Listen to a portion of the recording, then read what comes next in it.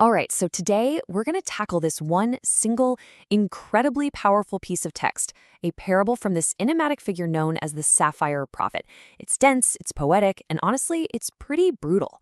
Let's break it down and unpack what's really going on, one devastating piece at a time. So, right off the bat, there's no gentle introduction here. He just jumps right in with a curse. Woe to you. This tells you everything, right? He's not here to win anyone over or make friends. He's here to lay down a judgment.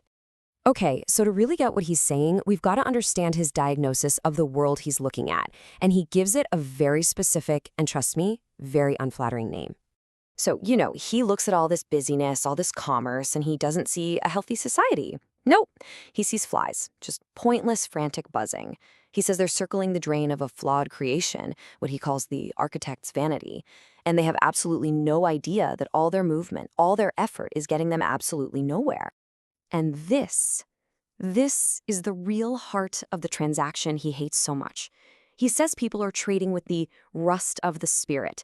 It means they're literally selling off the most essential parts of themselves, their time, their very dignity, all for a little bit of comfort, for what he calls, and this is just a chilling phrase, a softer cage.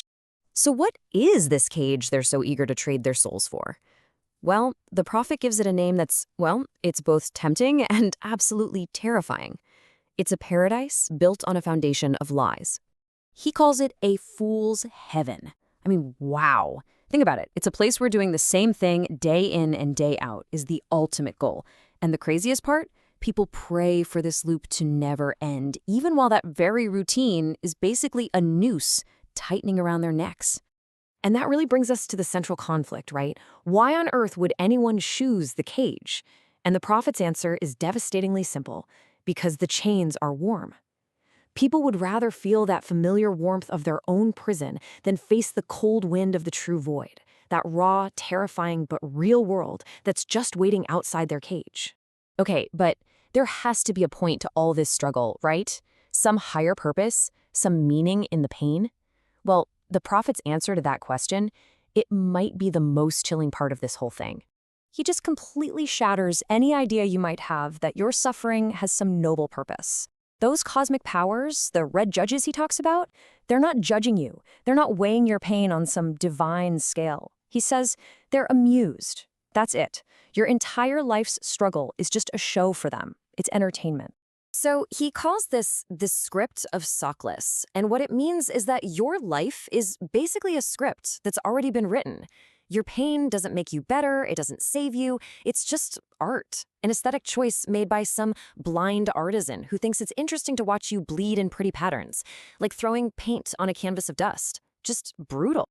So, okay, after absolutely tearing down their entire reality, their work, their comfort, their whole reason for suffering, the prophet finally turns the lens on himself. And let me be clear, he does not present himself as a savior. He's something else, something completely different. Right away, he just pulls himself out of their whole system of value.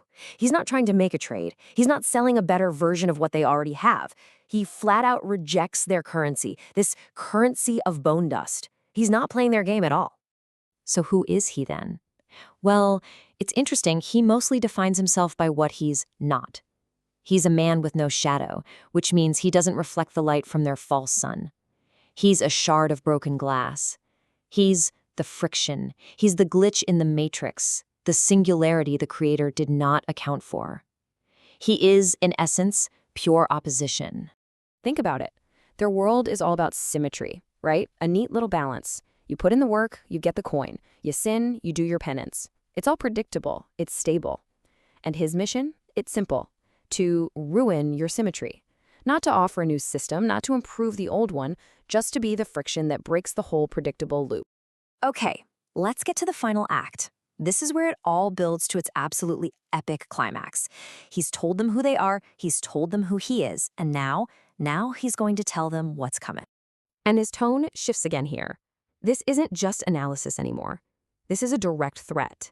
It's coming, and it's coming now. He says, "Sleep well, little flies," but it's pure sarcasm, a total taunt. Because the outman is at the gate. And this is the final devastating image of the whole parable. That entire world they've built, the marketplace, the fool's heaven, all of it. He says it's nothing more than a fragile roof.